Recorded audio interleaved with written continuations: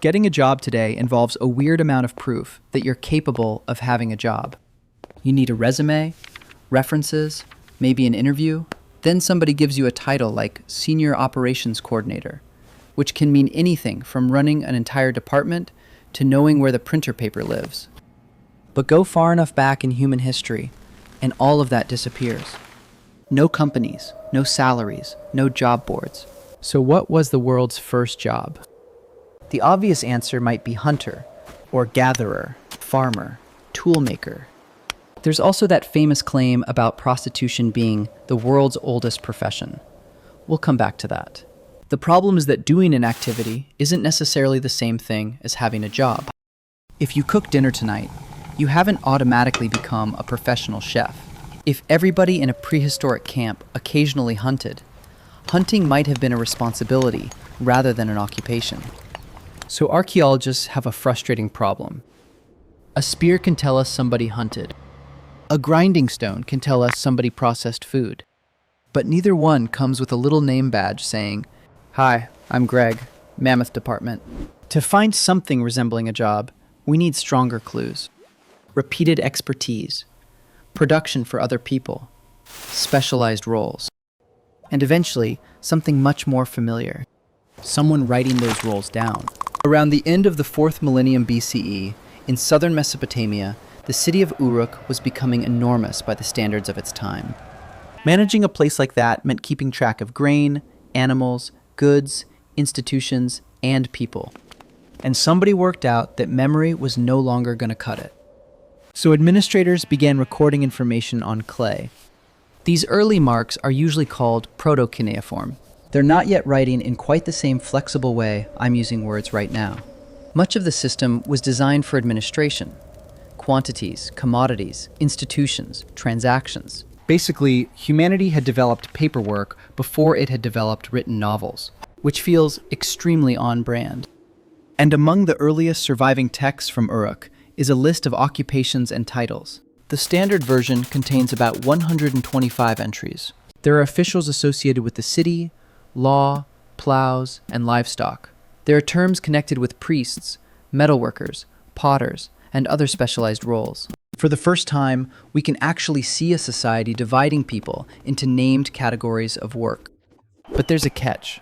This isn't an ancient employee directory. The document scholars call the Standard Professions List, or LU-A, became part of scribal education. It was copied again and again for centuries. And only a handful of its roughly 125 occupational titles show up independently in other documents from the same period. So we can't assume this was a list of all the actual jobs being performed in Uruk at that moment. What it does show is that by around 5,000 years ago, people were already organizing society into named categories of work, and those categories mattered enough to memorize, teach, and preserve. Jobs had become part of the way society classified people. But they didn't begin at Uruk. To find specialists before writing, we have to look at the garbage. In northeast Jordan, archaeologists excavating a site called Shubaika 6 found thousands of pieces connected with making stone beads. Not just finished jewelry. They found waste flakes, unfinished pieces, failed pieces, and objects at different stages of production. That combination is important. A finished bead only tells you that somebody made a bead. But piles of mistakes, scraps, and half-finished pieces can show archaeologists how often people were making them, how they were making them, and whether production was happening systematically in one place. And at Shubaika 6, the pattern was unusually consistent. The researchers found enough standardization and technical skill to argue that some people were becoming specialist bead makers. And this was more than 10,000 years ago, during the long transition from hunting and gathering toward more settled communities and early farming in Southwest Asia. The researchers described the specialization carefully. Probably part-time, possibly seasonal. And we don't know what social status these bead makers had. Still, this is exactly the kind of evidence we're looking for. So imagine a plausible morning there. You sit down with a piece of green stone. Other people in your community can probably make things. Humans have been technically skilled for a very long time. But you've done this particular process again and again. You know where the stone fractures badly. You know how far you can grind before ruining the shape. And then comes the tricky part. Making a tiny hole through an object you just spent ages creating. There's no boss standing behind you. No weekly paycheck. You may also gather food, maintain tools, help build structures, or do dozens of other things. But your beads are unusually consistent, and they're being produced in quantities beyond a random person making one ornament for themselves. The archaeological evidence suggests they may have been intended for exchange. That begins to look a lot like specialization. And suddenly, the world's first job becomes much harder to answer. Because the first professional might not have been a hunter. It might have been somebody making jewelry. This gets at the problem with asking for the first job. Specialization develops gradually. Nobody digs down through the soil and finds a layer labeled, "Careers begin here." Maybe one person is unusually good at shaping stone. Other people start asking them to make tools. They get faster. They learn tricks beginners don't know. They teach somebody else. Eventually, the community loses something important if that specialist disappears. At that point, we're getting very close to what we'd recognize as an occupation, even without money. And specialization changes more than productivity. It changes relationships. If I produce something you need, and you produce something I need, neither of us has to be good at everything. That's one of humanity's favorite forms of biological cheating. We're physically pretty ordinary primates, but culture lets one person's knowledge become everybody else's advantage.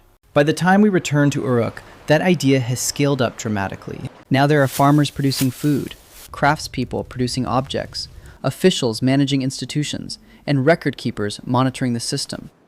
Early tablets track things such as grain, animals, and distributions. Writing itself seems deeply connected to the problem of managing an increasingly complicated economy. And think about the person holding the stylus. Whatever we call their formal title, somebody had become skilled at recording information that other people depended on. One of the earliest jobs we can physically watch being performed is essentially administration. Human civilization had barely invented writing, and somebody was already doing spreadsheets. Just very slow spreadsheets. This is also where the idea of a job becomes more socially powerful. A title tells other people what you're responsible for. Maybe it affects status. Maybe it determines which institution you're attached to. And in later Mesopotamian records, labor and rations become documented in extraordinary detail. Work has stopped being only an activity. It's becoming something institutions can count. And about that oldest profession claim, archaeology does not demonstrate that prostitution was humanity's first profession. The expression itself is surprisingly modern. It only attaches to prostitution in 1889 in a Rudyard Kipling short story. It's a literary phrase, not an archaeological conclusion. So if someone tells you scientists discovered the oldest profession, they haven't. The evidence is much messier than that, and much more interesting. Think again about your resume. It's basically a modern version of what those ancient occupation lists were starting to do. A Sumerian potter did not need 3 professional references and a cover letter. But both systems do the same thing. They reduce a complicated human being into a socially useful category. Potter, metalworker, administrator, designer, driver, software engineer, guy who somehow knows how the office printer works. And that may be the closest thing we have to an answer.